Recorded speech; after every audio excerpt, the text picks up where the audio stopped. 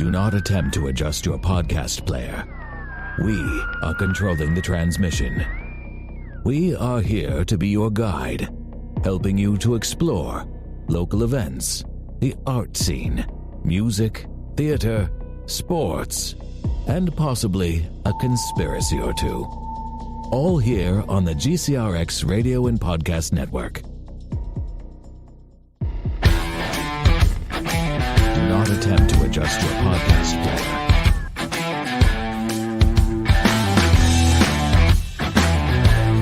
Good Monday evening, everybody. 3 times in a row. How lucky are you? Let me tell you something. I was once working at a Home Depot, and I don't know if you guys notice, I'm rather loquacious, but I had a customer, no, it was a coworker, ask me, hey, so does he always talk this much? They asked somebody else. I was like, yeah, and I do it for you. I do it for you because I always hear my voice. You don't get the opportunity to. So I'm just going to fill this with words so that you get to hear my melodious voice. So you're welcome. Wait a minute. Like when you're alone, do you still talk? I talk to myself all the time. But do you answer yourself? I do. Oh, well, I do. Pretty sure that's true. Pretty sure that's like some sort of condition or something. I mean, it might be, but I think sorry. No. Welcome to the show, guys. We are in the Metro. Bam! I brought my mug. Right on. I got this mug the first time that I was here with Chuck. This was almost a year and a half, almost 2 years ago. Mm-hmm. And I do want to welcome our guest tonight, Nick Drago. Good evening. Always great to see you. How you doing, Nick? I'm doing good. I'm awesome. doing good. And I got engineer Bill here as well. Bill. Yep. Awesome. So, what'd you guys do this weekend? Well, I had a party for my niece. She turned 30, and we had a backyard barbecue. Nice. Time out. You have a niece that's 30. Oh yeah. Dude, you look like you're 30. How is that even remotely possible? Oh man, thanks. I wish I was. I certainly don't feel it. That's fantastic. Bill, what'd you get into? I had surgery. Oh. Yeah. Oh, you're here. Yeah. What else is there to do? Sit around and complain about being in pain from surgery. I thought I broke my rib over the weekend. Actually, ooh, what happened? I just it's embarrassing. So I was trying to hoist myself up somewhere and forgot that I had a ladder, and yeah, I didn't work out. Right, and I thought I heard it crack. I actually did, but does it hurt to breathe? No. Oh, real deep. Yeah, it kind of does. Bruised. We may have bruised it okay, or fractured it or something. I can handle that. I was gonna say I never broke a bone, but so technically I haven't broken a bone, but I do have a compressed C7 right here in my neck, and if I sit really still sometimes in an awkward position, I'll hear the spinal fluid move through my neck. That is weird. Wow. It is. It was August of 2003. I was a professional wrestler at the time, and it was probably the best match I've ever had. I went for a German suplex where you're kind of both facing the same direction. Guy behind wraps his arms around the other guy's waist, pop the hips, go up and over. I didn't pop my hips. I just kind of pulled him back. Oh, boy. So I pulled a 185-pound man with maybe 1.1 gravitational forces directly onto my head, which went, oh my God. And I remember it just kind of like, ooh, this womps, but the adrenaline was really pumping. So I finished the match, which included him pile driving me on a steel chair. Oh. We didn't exactly clear this with the producers of the show. So as I laid there selling the move, they were all like coming out from the back. Oh my God, is he okay? Is he okay? And I was like, start to move. And they're like, oh no, he's going to hurt himself. And I like totally hulked and I grabbed the steel chair. I was like, Right. And then I proceeded to give this guy multiple suplexes. I didn't know you did this. Oh yeah, this was my second to last match. This was 2003. Oh, that's great, man. Yeah. So It was good times. In fact, a couple of my wrestling buddies are probably watching from back east. Rad and Wes, they were a tag team, and Rad's in Florida and Wes is in New York. He's in Queens, New York still. And I think Wes is still wrestling on the independent circuit. Yeah. Have you guys ever seen the movie Vision Quest? Yes, man, that was a big inspiration. I for watched me. that 2 weeks ago, and I hadn't seen it Modine. since I was like in high school, and it was really good. If you haven't seen it, it's about a high school wrestler, and he has this quest, this like vision quest. He wants to do this one thing. He wants to beat this one guy who's like who's undefeated. He doesn't care about really winning the state tournament or anything. He just wants to beat Shoot. Well, you know. What a great soundtrack too. Oh yeah, great soundtrack. Oh yeah, and he falls in love with this woman that him and his father kind of took in. That's kind of well, that's isn't she like older than him? Yeah, she's a lot older. Linda Fiorentino, lovely woman. So yeah, anyway, I just thought check that one out. You got me thinking of that because I just watched it. Yeah, my first wrestling coach, M. Brown, he very much was like, oh, we're going to watch this movie. This is my first year wrestling. I'm in 8th grade. I'm like, all right, cool. We're going to watch this movie. The next year I win the championship. Yes. Right on, man. Nice. I packed on 20. Let me see. I won it at 152. I packed on 22 pounds over the course of like a year and a half. Solid muscle. I went from 130 to 152. Wrestled in the 152 weight class. 154, I think it was. 155 was the weight class. And I mean, when I tell you obliterated everybody, first match was 45 seconds. The second match was 36 seconds. And the third match, because there was such a long gap, I had to kind of warm up again.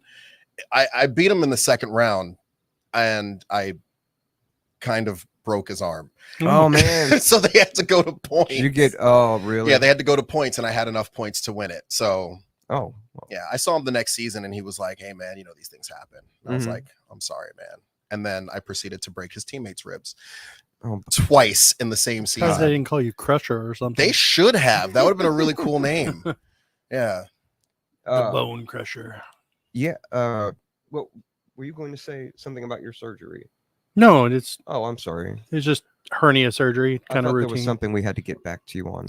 I had a hernia surgery. I'll let you be the host. 5 years ago, I had a hernia surgery. It was pretty extensive. I've got a 2-foot scar in my stomach.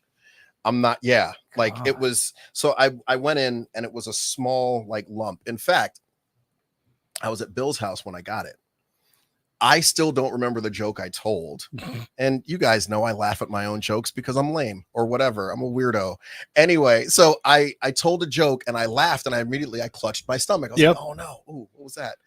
And Amy was like, what happened? I was like, I don't know. I think I got a hernia or something. I'll just push it back in. So I did. Oh. And we immediately, like, we're urgent care. We show up. They're like, we're not going to take your money. You need to go see a doctor. So I go see a doctor, and I sat in the waiting room for eons. And I still had 4 hours, and I was like, I'm going home. And they sent me a bill for sitting in there. Yeah. So of course they did. I didn't pay it. I'm not. Yeah, screw that. Yeah. But I went into a doctor, and he diagnosed it as a hernia. And sure enough, it was more damage than just the little lump in my stomach. So he had to open me up from like here all the way below my navel. Oh, wow. Put Humpty Dumpty back together again. Mine was an umbilical hernia. And then talking to the surgeon afterwards, he says that because I had my gallbladder removed laparoscopically years earlier, it's probably why that happened, because that was one of the points they went in. I have one here, or had a little scar by the belly button, and then a couple other like little bitty scars from them going on laparoscopically to do that. And that's where the hernia happened, right in the belly button. Man. So he's like, yeah, it happens. You know, it's so wild, because to fix a hernia before required, like, we have to open you up and sew you back together and then sew this big thing together.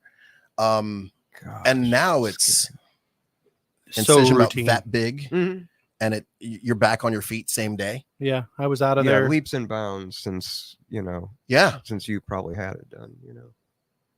Crazy the technology in it. Oh yeah.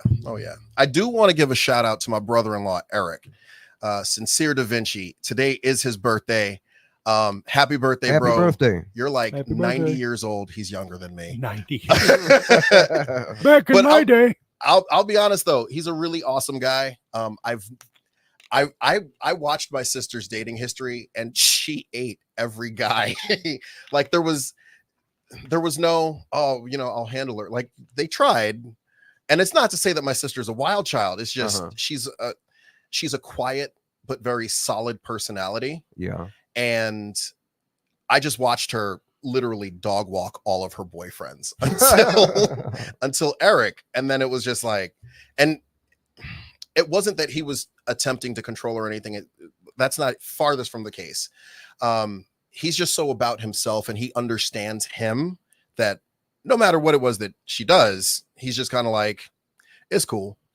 And I'm not saying like she's stepping out on him or anything like that. I'm just saying like he's so sure of himself that he doesn't need to control her because he just knows who he is. So yeah. So there are moments when I guess she has her moments, and he's just like, it's okay.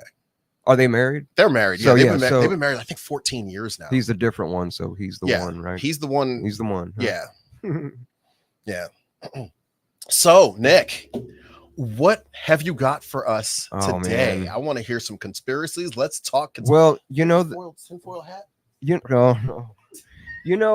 watch X-Files. Of the X-Files if you don't watch it out there, if you're listening. So there's a poster in Agent Scully's Fox Mulder's Fox office. Mulder, yeah. It says, "I want to believe," and it's you're not wearing that. It looks like the Jewish thing. I forget. The yarmulke? Yarmulke, yeah. Is it foil yarmulke? Yeah. Can we? You got a Are we getting blinged out yarmulke on. Sup? Now you just look like edgy. ghetto, this might not be PC. Ghetto Batman. It's got the little. It does. Oh, I didn't see that. Oh, that's awesome. I love it. Chuck, you're welcome. Oh, so you were saying? I want to believe. It's a poster in his thing. It's got a UFO on it, and when I started reading about aliens and UFOs, like probably over 10 years ago, there was part of me that wanted it all to be true. You know what I mean? Sometimes I'd read something and, oh, I don't believe that. It's too bad. You know what I mean? Right. But there is some conspiracy that I don't want to believe. Oh yeah. The government stuff, which I'm not getting into tonight, but like the show business stuff. Mr. Combs. Oh God. That's heavy. It's really heavy. And we don't, we probably really couldn't go into it in depth because it's such an adult thing, but it's so fresh and new and just, it's almost like based on what it is that I've seen of what has happened. Like he was the younger, blacker version of Jeffrey Epstein. Exactly what yes. Like he blacks. Yeah. Allegedly now. Allegedly. I mean, they got three. They arraigned him on 3 counts, but they're like pretty major counts. Oh yeah, basically. And I'm just gonna say the talk is that he basically blackmailed people. He had these adult parties, and where he would videotape people doing things you don't want your mom to see or anybody to see, especially if you're famous. And then he used these videotapes to blackmail people into like signing contracts or even doing other things of that nature, of the the sexual nature. You know what I'm saying? You an offer you can't refuse. Oh yeah. He was like, yeah. And so now it's just all came down. It all came down on him. I can't really get into it much, but do you know? I was listening to a thing. Do you know why all this happened? This all of a sudden, this all came down on him. What? Okay, what was the impetus for all this? Well, the way that it kind of fell into play, the way that it came about, and this is just what I've read and heard. So, basically, it has to do with the death of Biggie Smalls. Yeah, I heard that too. Yeah. Okay, so run this back. Biggie Smalls' mother, is going to sue. Where was he killed? California. Yeah, he was killed in California. Tupac was shot. Tupac was shot in Vegas. Yeah. So she was going to sue she was suing the state of California over her son's death. I don't know. I can't get too detailed on that. But basically, what it did was the LAPD kind of said, hey, you know what? We got to solve this case or we're going to be sued for tens of millions of dollars and she's going to get it. So they opened the investigation. And there have been people talking, just running their mouths all, for years about who was in this car, who was in that car, who, and what somebody's arrested for it now. This guy Keefe D is arrested for it, and he's on video, talking, giving an interview saying that he was in the car that night, that the car that had the gunman. Wow. Yeah, and did he ID the gunman? Yeah. He said it was one of those guys, but they're both dead. You know what I mean? They've both been so you can't even charge them because they're dead. Right. So they've charged him because he's the only living person. It's something left. it's something like that. Accessory to murder, at least. Totally messed up. But yeah, I don't know. Maybe he did, maybe he didn't. But it came out that Puff or P. Diddy, Sean Combs, whatever name you want to use, paid him to kill Tupac. Or no. Biggie. No. Yes. It's alleged that Diddy had them both killed, or like wanted to have them both killed, but the person that killed Tupac was something separate. That's what it was. Keefe D. Oh God, I just messed up. Puff paid someone to kill Tupac. But Tupac got killed by somebody else before that guy could get to him. Wow. Right. But Puffy still paid somebody $1 million to do it. Now that's this hearsay, just hearsay. Right? It's not, there's no, I don't know what kind of evidence there is of that, except that a lot of people say it. You know what I mean? So that's why this all happened. And then, one person talks to another and, well, you should be, these detectives are interviewing so many people, and, you should look at Sean Combs. You should look at Sean Combs. Well, I heard about Sean Combs. So then they start to tell, well, they start looking into Sean Combs, and then they call the FBI. Yeah. You know what, so we might have a case. We need your help building it.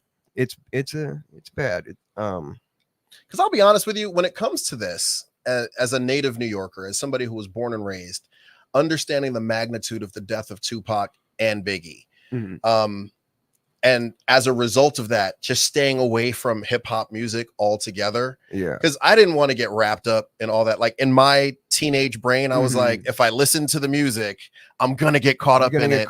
And then oh hey, Mbop by Hanson. So so I went the route of like alternative music, Metallica, some rock.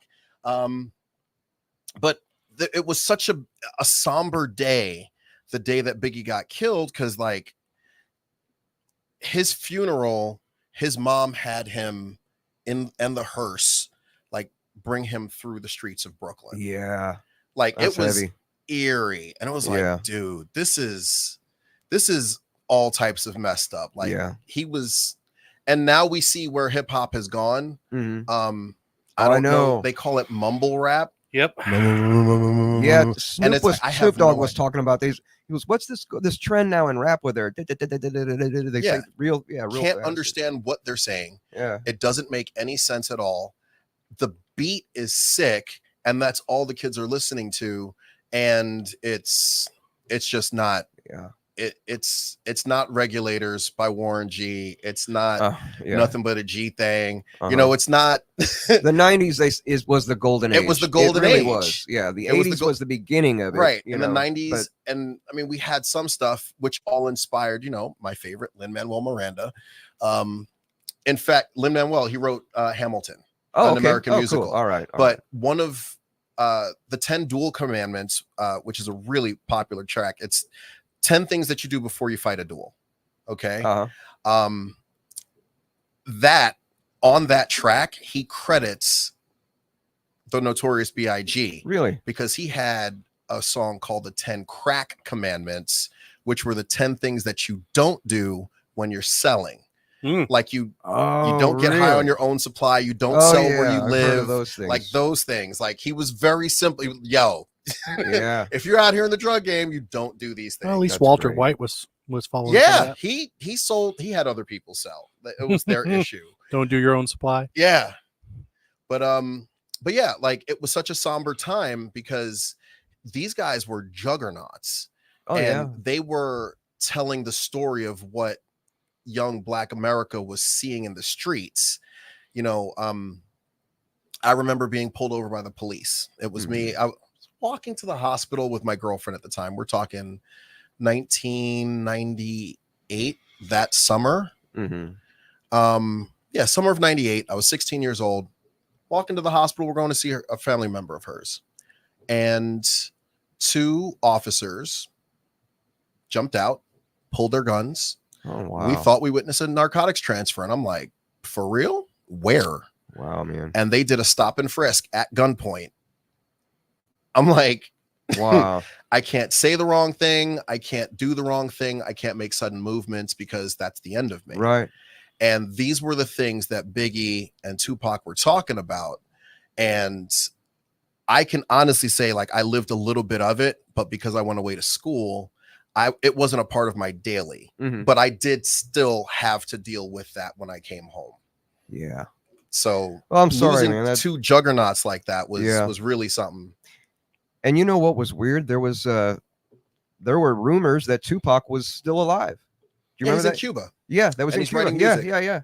In Spanish. There was videos, and I saw this video, and that's something I almost got wrapped up into. I saw a video like 20 years later. It's like 2007. I see a guy like in a video, like, okay, wait a minute, that looks like Tupac 20 years later. Come on, now, does that look? You know what I mean? I'm like, calm yourself down. That's almost as bad as the Elvis stuff. Like, well, bro, I'll tell you.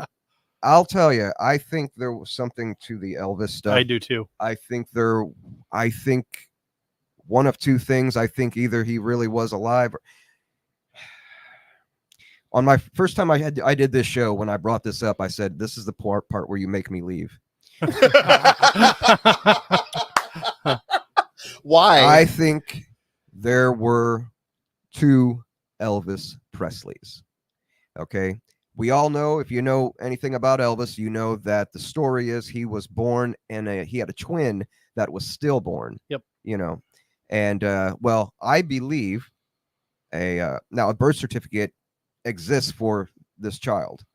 I don't know if that's a regular thing when when a child is stillborn, but anyway, I believe that this child grew up. I don't think he was stillborn. I think the boys grew up. They were assets of our intelligence, or they were government assets, basically working for our intelligence. The whole family was working for an intelligence agency, and they put instruments in their hands, and they grew up. And if he didn't show any promise in music, well, they'd put him in business, or they put him in sports, or they put him in something else. You know what I'm saying? To be a spy, kind of like a Manchurian Candidate, right? Or to be yeah, sort of to do their bidding, to do some work, but mainly to be a spy.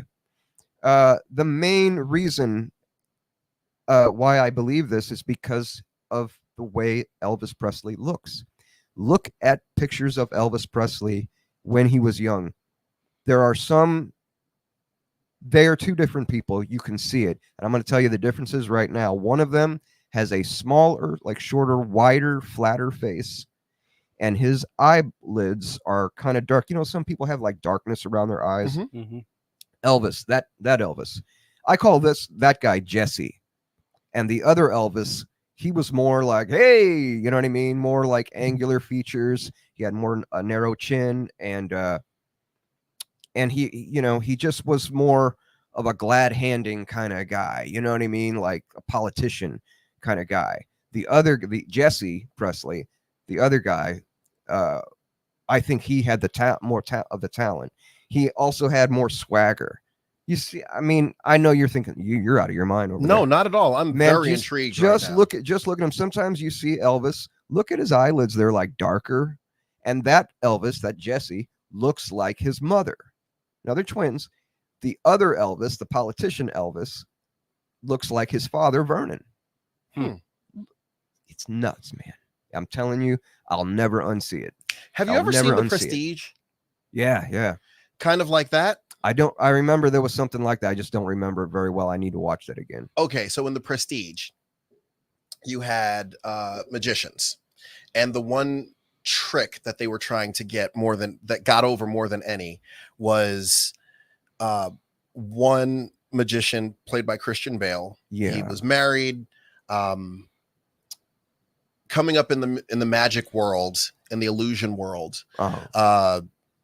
It's basically Christian Bale's character, and I forget the name, but there's also this other character played by Hugh Jackman, and they're trying to do the transformed man. Like it's so Bale's character, he like lost a finger, and as part of his final trick, his big trick, there's 2 doors on stage.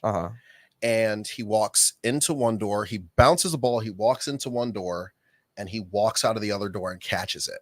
Oh, wow. And people are going, there's no way. But he's not wearing gloves. And the same finger is missing on the same hand. I've got to watch this again. Go ahead. And it turns out, I mean, do you mind if I spoil it? No, you go ahead, because I've seen it and I'll remember it as we go. So if you haven't seen this movie, plug your ears. Turn this off for like the next 15 seconds. All right, here goes. Turns out 5, 4, 3, 2, 1.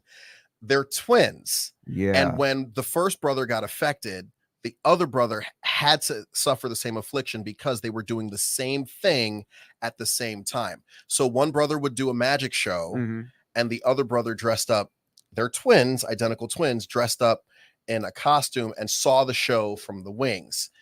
At the end of the show, they would switch characters. So they were always in character as either the brother or the other. Man, brilliant. It is brilliant. I wish I could see that movie for the first time again. That's one of those movies. Blow your mind. How in the world did he survive being hanged? And it was like, yeah. So Chuck says that we should ask you about Robert Joyce. Who's Robert Joyce? Please. Not knowing who that is right now. Robert Joyce. I don't. Who is it, Chuck? So he's Bob Joyce, the preacher that everybody swears is Elvis. Yeah. By the way, hi Chuck. He also says that you need to treat that hat with care, Brian. I have. You know what? The guy sure sounds like Elvis, but I think he's too young to be Elvis. You know it's interesting though too, because there's a lot of photographs and evidence that he's been around Graceland. Really? And especially like apparently he attended the funeral, the recent funeral, and for Lisa Marie. For Lisa Marie, and it's real coincidental because like I got to jump into that one. Yeah, there's a YouTube video of him with an Elvis impersonator, and they're singing the American Trilogy that Elvis sang. Yeah, beautiful. And the Elvis impersonator kind of starts it off, and then Bob Joyce cuts in. And what's weird about it, and I know that song very well. What's weird about it is Bob Joyce knew the parts to like resonate his voice, and like he knew how the song was meant to be sung.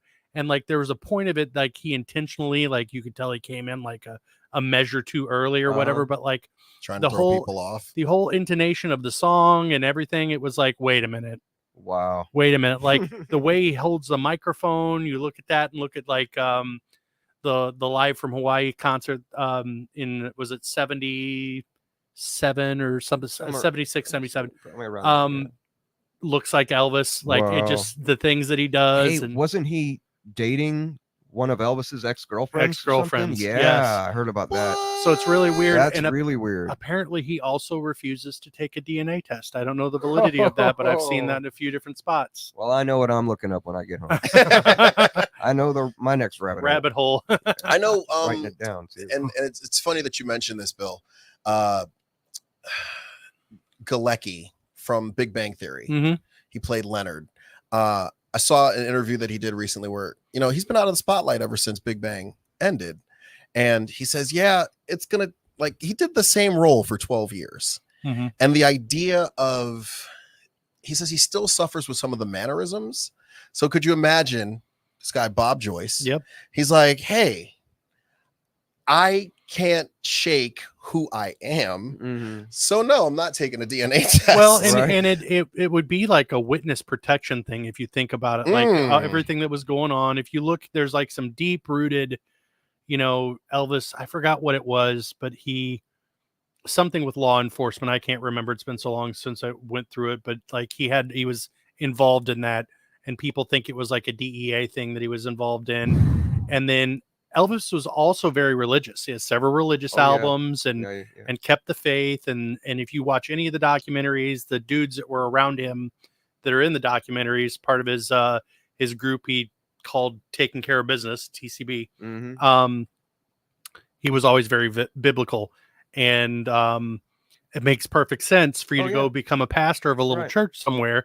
And honestly, after being one of the biggest stars in the world. if I was in charge of witness protection, I'm like, well, what can you do? I mean, well, I love God. Okay, well, here's this podunk church, right? That you're never going to have over 60 to 100 members. There's probably that's what you think. Well, could you there's imagine? Probably some other witness protection program people at that church. Probably. It's probably a little cell or something. Just to kind of keep here's some money, toss it in the bank. Your name's Bob Joyce, and by the way, you're going to launder some money when we need you to. right. It makes perfect sense, and it may all be complete and utter nonsense, but just there's a lot of coincidences. Like there's people that are putting their heart and soul into this. Yeah. I've seen them doing like facial like comparisons and voice things. Facial and voice analysis and that clip to me, watching him sing that was a big one. And I will say this though, that if that is Elvis, he's probably one of the best instances of celebrities not having their voice change hardcore over the years, because you watch people and it's like, oh, you don't have what you used to have. You have to take that down a couple octaves, but no, this dude's on it. It's very interesting. I'm jumping on that one. There's theories about Paul McCartney that there was 2 Paul McCartneys. Mm-hmm. I believe that one too, and I believe a lesser known one that our lesser believed one is about Michael Jackson. The guy in the Bad video that is Michael Jackson, that guy was not ever in the Jackson 5s. That's not Michael Jackson. Huh. That's not what I don't believe that is Michael Jackson. Really? Yeah.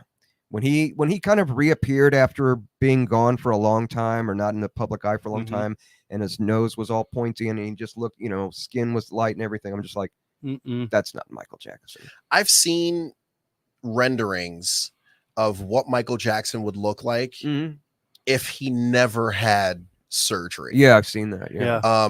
And it's really uncanny. Granted, he did suffer from vitiligo, but I've seen vitiligo and it's more like patchiness. It's not your whole skin. Didn't he at one point in time say that he was having some bleaching treatments done because he was wanted patchy? He wanted to even it out. That's the whole reason why the glove thing, because he had it on his hands, and then he's like, listen, I can't, what else do you do other than bleach your skin and get rid of it? And inspire an entire generation of Jamaicans. It makes sense. To totally, it's like, well, you know what? They're never going to buy this guy as Michael Jackson. Let's just put the story out that he's just insane with the plastic surgery, and you know what I mean? If you think about it though, like going back to the Paul McCartney thing, if you have a successful, like mega successful band, and you want to keep making money, wouldn't you pretty much do anything to keep that going? Oh yeah. I mean, and especially back then. Have? Oh, shut up! I will stab you. Check this out, because we brought up Michael and Paul McCartney being imposter. Well, sort of. You know what I mean? Well, yeah, they did a song together. Replacement. Well, they also did Say. Now, you know that one? No. Yep. Okay, in the Say video, it takes place like, I don't know, in the 60s or something. I don't know, and they play snake oil salesmen. They're like, in the beginning, there's this little act. There's snake oil salesmen, and you see like the song starts, video starts, and then they're like kind of this traveling show, okay? And they're like a sideshow, and at one point there are these imposters of those characters up on stage, just kind of, jazzing it up, and they sneak out the side door. And I just, yeah. You know, it makes perfect sense. If you've got something, if you're a record company and you've got the Beatles and they're making a metric ton of money and one of them dies, a literal metric ton that of money. that could be detrimental, that one of them dies. So like, oh, this is yeah, let's just quietly do this. And then if the rest of the band is like, well, we don't really have a choice, but we don't like this. Yeah. Wouldn't it make sense to drop little subliminal messages here and there to be like, hey, yeah, they did this. Well, I mean, it happened with Lance Armstrong. You remember, he 7 consecutive Tour de France's, and he's doping. He's doping. He's not doping. No, he's doping. He's doping. No, he's not doping. I'm not doping. It would take extraordinary. What was the word he used? It would take extraordinary evidence to prove extraordinarily that I've been doping, and it was kind of like that thing that was the tip off. But at the end of the day, like, dude was doping, and so was his whole team. Yes. And they all came out, and I still want my refund for that book. I was so happy for you when you beat testicular cancer, and then you didn't have the balls to admit that you were cheating. I'm so mad at you right now. Oh, you're ridiculous, Brian. Shut up. You know, it also on the twins thing. You know, with Paul, they say, you know, they swapped Paul out. Either he died. Some people think that both Pauls were twins, and that was the deal all along. Some people, and I'm not here, but some people believe that all 4 Beatles were swapped out at some point. The first 4 that played in Germany and all that, and the guys that played like I Want to Hold Your Hand, that's not the guys on the White Album, and doing Abbey Road, and it was they were now I don't really believe that. Okay, but I'm going to tell you a little bit about the theory, and that it's that the Beatles were just an experiment, like a social experiment. And actually, John, even before he died, I think maybe he started to tell the truth because, well, he was killed. Yep. And he in Playboy magazine, he gave an interview, and he said that articles that the Beatles, he said the Beatles were a social experiment. That makes perfect sense, Brian. Yeah, you read it for the articles, huh? They don't even have that anymore, do they? I don't even think it's in production anymore. I think it might like honestly just form? be paper form, probably not, but I'm sure you can get a digital copy. Yeah. Well, I don't know.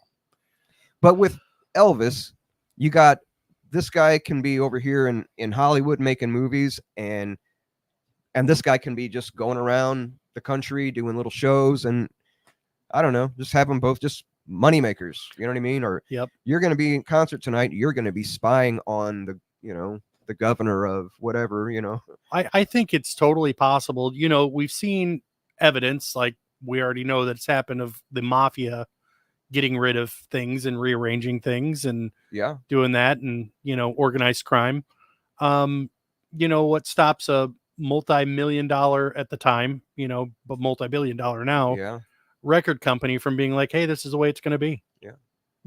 Like that's wild. Like, I mean, if you look at it, it was done right in front of our eyes on things like Full House with the Olsen twins. You didn't know whether it was Mary Kate or Ashley that was in that episode. True, man. You didn't know. And they just switched them out, I guess, on which one was available. Yeah, like, this one's extra pissy today. But the other one's not. Bring her in. Wow. And nobody knew at the time who the heck Mary Kate and Ashley Olsen was. I thought it was just a weird name, like Mary Kate and Ashley Olsen. Yeah, like, I mean, is that 3 names? Like what? Exactly, and you wouldn't think anything else, but you never knew until like they got older, and people are like, oh, it's 2 people, And then you look back and you're like, I can't tell which one was which. And now their sister is the Scarlet Witch. In all of my in reading about Paul McCartney being 2 of them, or Michael Jackson or Elvis, the researchers of these theories, they all say how the CIA loves to use twins. Go ahead. You know how many twins there are in Hollywood? Oh my god! I saw so many. I mean, like movie stars having twins, right? Having twins, yeah. I saw a documentary. It was on Hulu a few years ago about triplets. Social experiment, intentionally separated at birth. One went to an affluent family, one went to a middle class family, and one went to a less than middle class family. Yeah. And the craziness about it is that it all stemmed. This was in New York City. Mm-hmm. It all stemmed from the same like orphanage. Like it was the same and they were scientists who were doing this experiment. They wanted to see if it was what's the expression? Is it the circumstances that create the person? Right. Or is it the person that like Is he nature going to- versus nurture? There we go. Yeah. So that was the whole plan. So you have them in these 3 different environments. Uh-huh. Well, one of the twins, one of the triplets used to beat his head against the wall because like when he was in his crib, because he was so used to when he was a baby and just born, he would nestle his head up against his brother. So the way that this whole thing started was this guy goes to college. He's in college and this guy walks up and he's like, dude, I thought you weren't coming back. Like, it's so good to see you. And he's like, what are you talking about? I don't understand what you're talking about. And he's like, no. Like, dude, you don't remember? Like, we were best friends last year. Like, how in the world do you not know me? So, they find out that it's not him. Oh, wow. So they drive extremely fast to a payphone and they call the home number of this other guy. His mom answers the phone and it's very simple. Please don't hang up. Please don't think this is crazy. I think I'm your son's twin brother. So that night, and it's like one of the first nights of college, they zip from upstate New York out to Long Island, New York, like on the border of Queens. And they meet. And it's like twins separated at birth. This is crazy. Wow. Okay. Get the newspapers. Newspapers show up. All right, cool. So what's the story? Well, it turns out these 2 guys are twins and they're separated at birth. Oh man, that's nuts. It gets published in the paper the next day. Another phone call comes into the newspaper. Those aren't twins. Come on. We're triplets. Oh, gotcha. Okay. So they all end up meeting and it's a big thing and they end up opening a restaurant together and all the craziness happens. Like they have a life. They are in their early 20s.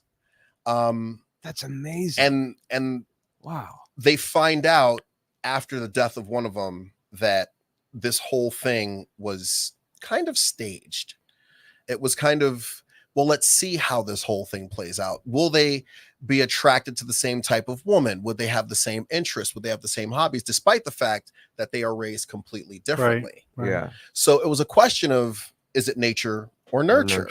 So if you get guys who, Elvis and Jesse, or the 2 Pauls or the 2 Michaels or whomever it is, like if you could make, and the Michael Jackson thing, I honestly think like you could make a case for that. Yeah. Because he looks extremely different from little Michael. Yeah, they made it easy. If this is true, they made it easy. Reconstructive surgery. We're going to fix his face. Right. Any questions that come in about this dude? Well, it's plastic surgery. Plastic surgery. He was into it. Yeah. Right. Yeah.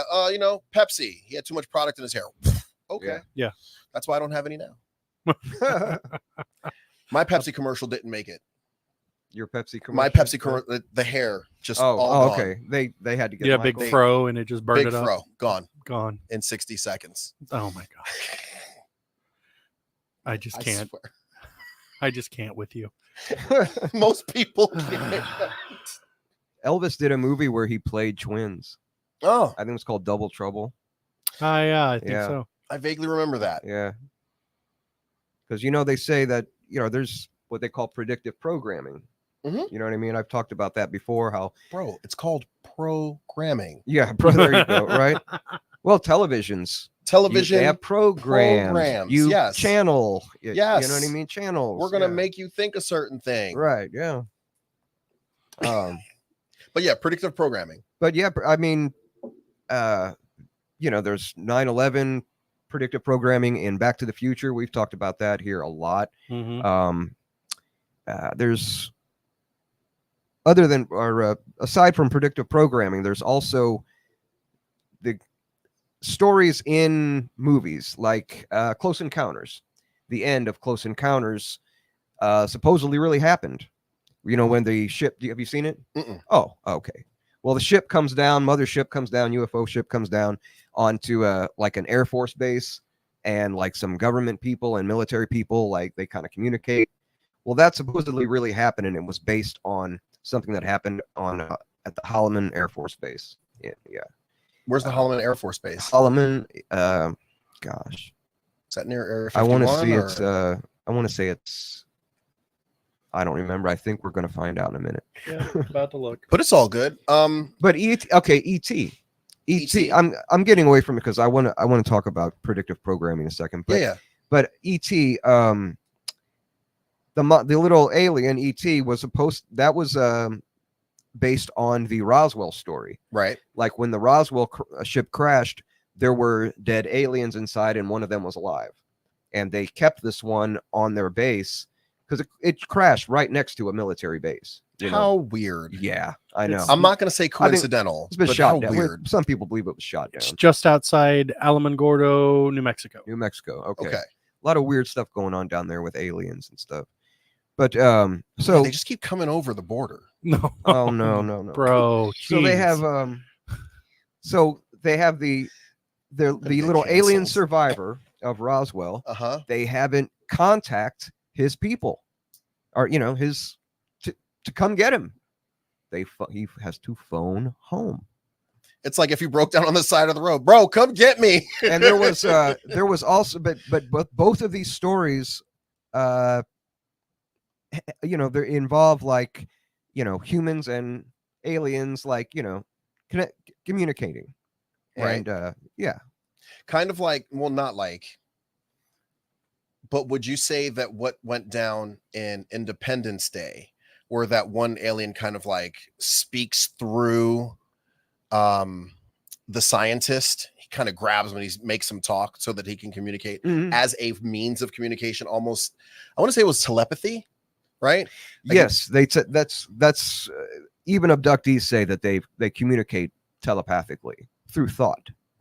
That makes a lot of sense. And the Roswell survivor, they had a problem with this one because they thought at first they realized that the thing was just telling them what it thought they wanted to know, wanted the answer to be. You know what I mean? Wow. Yeah. So it was kind of programmed, and it was believed to be like a biological robot, sort of. Wow. Yeah. That was built for long space travel. Well, that's cool. Yeah. That makes sense. It didn't have any digestive things. It didn't eat. You know what I mean? Didn't need to. Yeah. you know, just that makes perfect sense because regenerative that power kind of cell. no, that kind of ties into what weren't we talking? Yeah, we were talking about it on the last podcast where we're starting to use artificially grown brain tissue because the whole problem that nobody wants to talk about right now, but it's looming on the horizon, so much so that they're talking about opening and restarting the only working reactor at 3 Mile Island, where the accident happened, just to power Microsoft's AI. Legitimate. Get a chance, go Google that. It's in the works. That doesn't sound good. Right. So 3 Mile Island had the meltdown. We didn't learn the first time. Well, I mean, if you think about it, so 3 Mile Island had that meltdown. It was in one of the reactors. There's another reactor.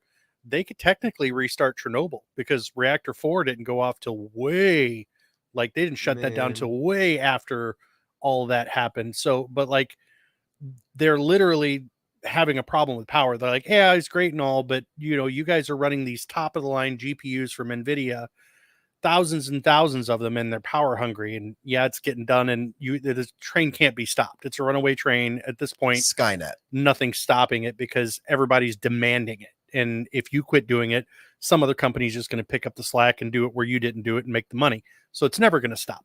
But the power is the problem. We just don't have the grid. You think it'd be hard to charge your electric car? Think about all the AI. So they're saying, hey, we're going to have to produce all this power. But then there's these group of researchers are like, well, the human brain does better than AI.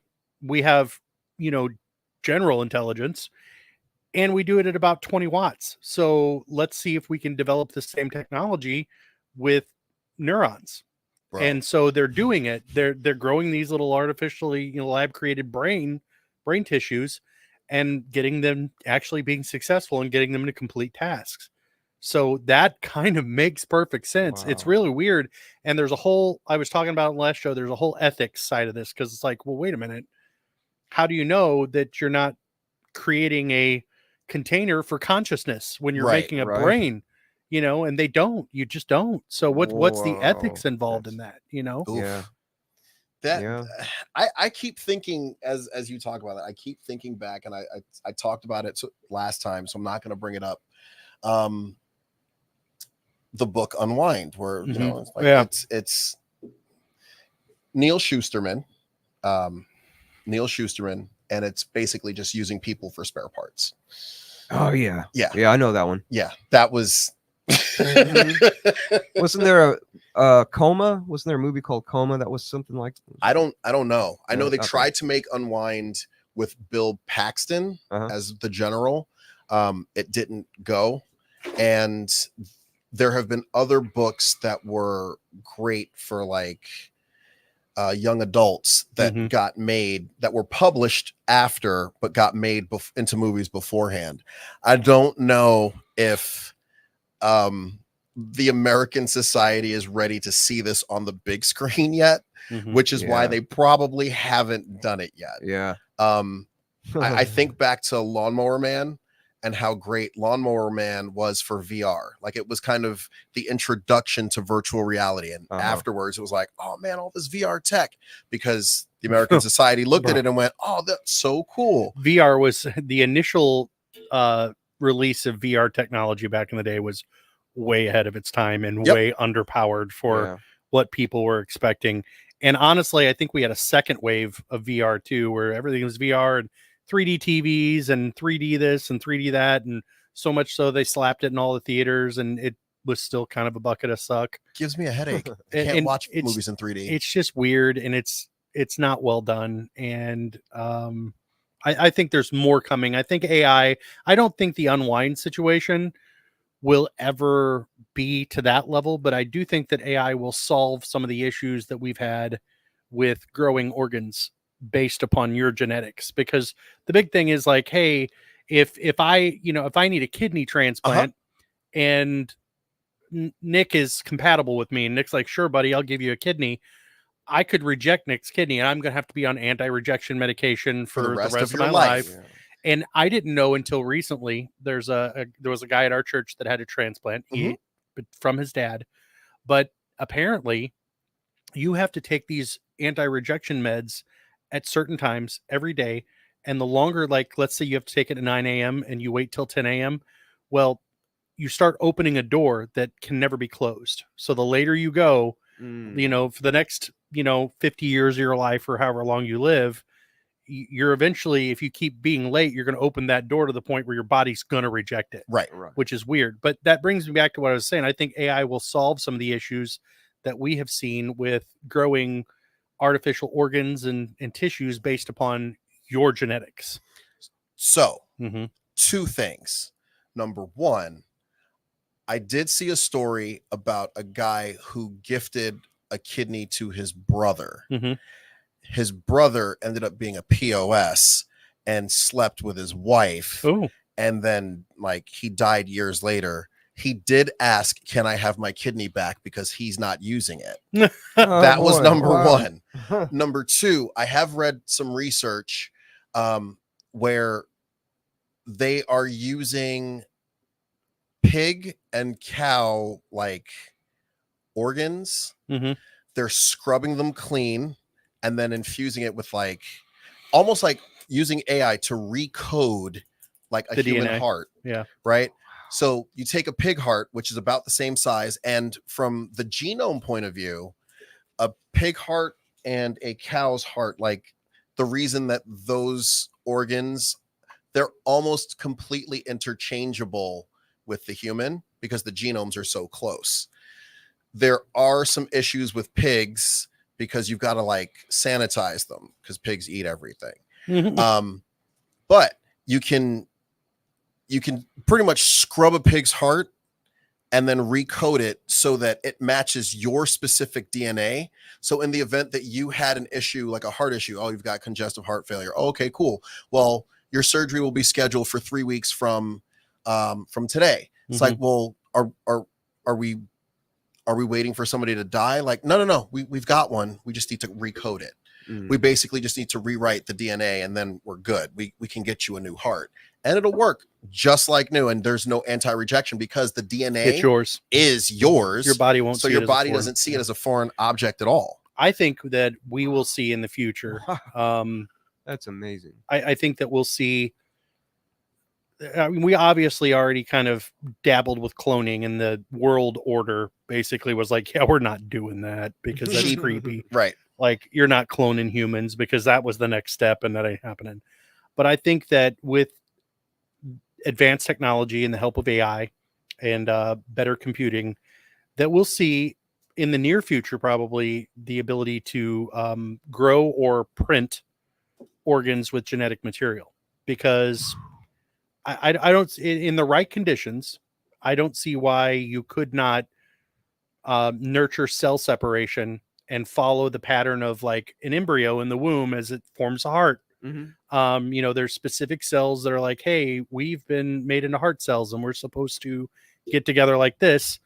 I don't see why you couldn't replicate that part of the embryonic process. You just need the right protein sequence. Right. And then after that, advance it, like we're all growing. We all grow. We start out with little baby hearts and we get bigger and bigger and bigger. There are very few organs in our body that are full size at birth, like the eyes and different things like that. But and then it, increase the growth rate so that it comes to where you are at 45 years old or however you need a heart transplant.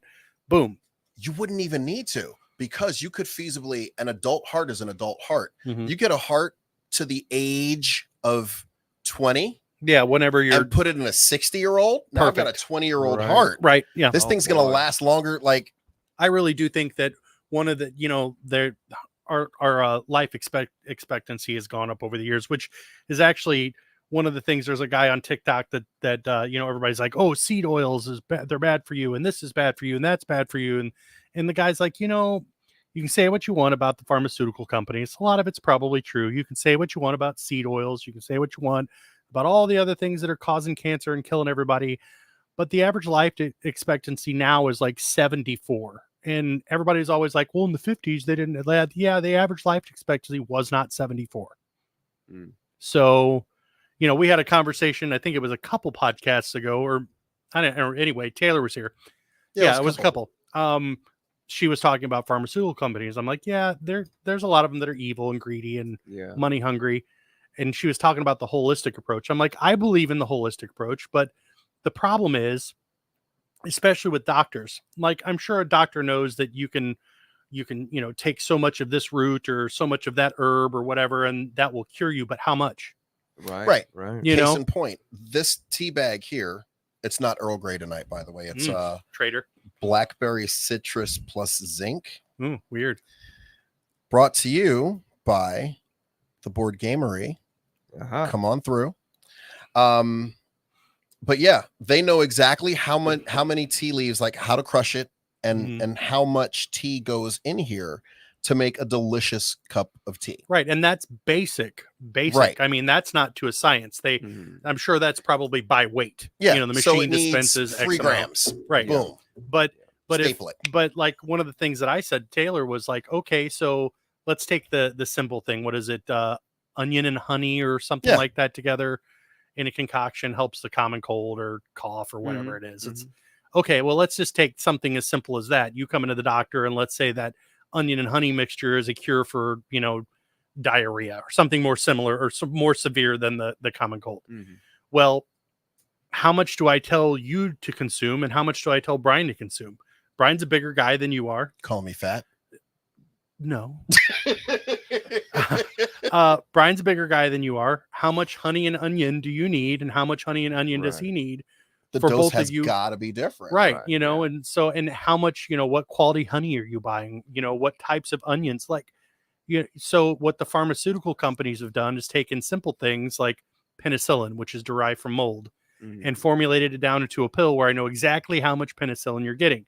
So I can say, okay, Nick, in order to get over your insert problem here, you need 5 milligrams. 500 milligrams twice daily for a week and it'll kill it. Yeah. Bryan, you need, 1,000 milligrams twice daily a week and it'll kill it. Yeah. Now, as far as like you go with cancer drugs and all that other stuff, the incredibly ridiculous prices on that are astronomical. Yeah. And there's a lot of other things you work into it too. But like, yeah, I think that's why we haven't. I don't even know what my original point was, but Oh, it's all right. Oh no, we were talking Yeah. About Holistic medicine, versus pharmaceutical. but I think that AI is really going to help out with a lot of that. I think it's going to come on multiple different fronts, because I think the pharmaceutical companies would be stupid if they didn't jump on that. Yeah. Oh yeah. There's a program that I actually participated in. I still participate in it, called Folding at Home, where it's genetic sequence folding and cancer research, Alzheimer's, different things like that. While your computer's sitting idle, it does gene sequencing that they don't have enough compute power to do. So some scientist somewhere, I'm not sure the whole process, but anyway, they submit like, hey, I need these genes folded and different sequences looked over by some compute power. We don't have enough of that. We can't afford all these servers and everything. It gets sent out on what they call distributed computing, and anybody that has that application running, their machine in its idle time just does these calculations and sends it back. That's dope. I participated in a similar project called SETI at Home, the search for extraterrestrial intelligence. SETI, yeah. So they had, these long radio telescopes all over the place, and they just observe the sky and record all the data and send it in to a central server, and you would take it, and your machine, while it was idle, would go over this data and look for things, outliers. And I did that for years until they took the project offline. But yeah. Oh, wow. I wonder if they found what they were looking for. Oh, if they did, maybe that's They're why not the telling project's anybody. not going on anymore. Yeah, that's wild. I kind of want to do a segue real quick. Friday, and this is something that I've talked about in the past, and I'm really excited about this. Friday here at the Board Gamery, from 6 to 8 p.m., we are doing a trivia night. Now, yesterday was the 22nd of September, which was the 30th anniversary of the first episode of Friends. So this trivia night is going to be, and catch up on whatever it is that you need to catch up on. Seasons 1 through 10, 10 questions per round, 10 rounds, 100 questions, 2 hours. That's what we're looking at. Okay. The 27th of September, we're going to do 2 hours of trivia. It'll be awesome. Come on out. Please come on out. It's going to be great. The winning, you can come as a person or you can come as a team. As a person or a team, doesn't really matter, but the winner will get a I believe it's a $25 gift card to the downtown diner that you can't use that night, but you can come back and use it at another point in time. But we definitely want you guys to come on out, have fun, bring your friends. It'll be awesome. And that's kind of the end of my segue. Well, I'll tell you what, that kind of segues into mine. That's when Friday, the 27th. Well, if we make it to Friday. What do you mean? Okay. Today is September 23rd. Okay. We talked about predictive programming. In about a dozen movies, the end of the world is on September 23rd. The Big Bang Theory, an asteroid hits on September 23rd. I got the list. In the movie This Is the End, the rapture happens on September 23rd. That movie is hilarious. In the movie Pandemic, an outbreak happens on September 23rd. In the Ghostbusters, what is it? I didn't see that one. It just says Evil is released on September 23rd. Tomorrowland disaster strikes on September 23rd. And in Little Shop of Horrors, same thing. September 23rd, disaster strikes. The movie Knowing, there are solar flares that pretty much end mankind. And it happens on September 22nd, and it lasts a full day. In the movie Seeking a Friend for the End of the World, an asteroid strikes, another asteroid. In Julie and Julia, a meteor strikes, all on September 23rd, in every movie, September 23rd. And in Sleepy Hollow, dimensions open on September 23rd. Dang. So It's about 8:15, almost 8:30. We have a few more hours. We'll see. Well, I mean, is it a few hours Eastern Standard Time? Good question. Because we're almost. I mean, question. international dateline. Is it the 24th already? Like, where exactly is this? And we know September 23rd with Ghostbusters. Like, that was a pretty big. I mean, something strange in the neighborhood was going down. Why? Why September 23rd? Why 9/23? Right. But here's the deal. I got to say this. In 2015, when I did my podcast, I did a podcast on September 23rd because every year around this time, people say it's the end of the world. There's always somebody saying, this is it. It's in all these movies. What was it? September 23rd when the world, I think it was 2012 when the world was supposed 2012, to end. yeah, that was supposed to, Into the Mayan calendar. The end of the Mayan calendar. Yeah. And I think that was also the day that Macho Man Randy Savage died. It's like nobody stopped and was like, maybe the Mayans were tired of making calendars so far out. Like, you It's gotta like, stop somewhere. You know, we're done, guys. You know what? We'll just get to it when we get to it. And it's like there's a whole like conspiracy that like, hey, there's only so many spots for pictures of the Pope, and I forgot what building it's in, but like there's only one left, and after that it's the end of the world. It's like, no, I mean, like, you just got to build another room, right? Just build another room. No, take the first guy down. You know why? Because he's dead and he doesn't know that it's gonna happen, right? Like, Or put it's him in fine. whatever. I don't, but like, the Mayans are sitting there making calendars. Are like, hey, you guys have gone all the way out to 2012. You've got a lot of You calendars. realize Yeah. it's If you 3000 guys are good BC, for- yeah. right? probably Right. since this ball won't even last that Right. long. So When we need it again, we'll hire another crew. You I guys are good. guess, yeah. And now we get to this point, we're like, oh God, it's a sign. Well, I got a question. You guys want to do some Friends trivia? Oh gosh. I got to get I'm going, but really I got a bad at minute it. or two. Okay. I'm bad at it. So I don't even really. I ask. didn't. Go ahead. Okay, we'll do 2 questions. Okay. Okay. All right. Real quick, what are the full names of the 6 characters in Friends? Nope. Oh, no way. If anybody has an idea, please put it in the chat. That would be cool. Second question, Ross and Monica's parents, what are their names? It's fine. I'll give you the answers and then we'll wrap it Okay. up. Well, go ahead. So Ross Geller, played by David Schwimmer. Mhm. Monica Geller, played by Jennifer. No, that wasn't Jennifer Aniston. That was Courtney Cox. Mhm. Chandler Bing, played by the late Matthew Perry. Rachel Green, played by Jennifer Aniston. Joey Tribbiani, played by Matt LeBlanc, and Phoebe Buffay, played by Lisa Kudrow. I love Phoebe. Yep. I like Phoebe and Ross. I like them, 2 of them. Yeah, they were fun. Yeah. And then Ross and Monica's parents were Jack and Judy Geller. Okay. But these are a couple of the questions. Well, these questions aren't the couple of the questions that I've are coming up. seen maybe 2 episodes and probably never watched them all the way through. Dude, Oh. it's fine. Maybe. Before Friends, there was Living Single, so that's a different ball of everything. But I do want to thank you guys for coming out. Nick, I want to thank you for coming It's a through. blast. Thank It's you. always a pleasure Thank to you for have having you. me. So it's a pleasure to Absolutely. be here. Bill, thanks so much for coming out. Yes, always. You're always here, and I appreciate you. Guys, thanks for watching live from Studio B. It's in the Metro. Have a great week, and we'll see you next week. Take care.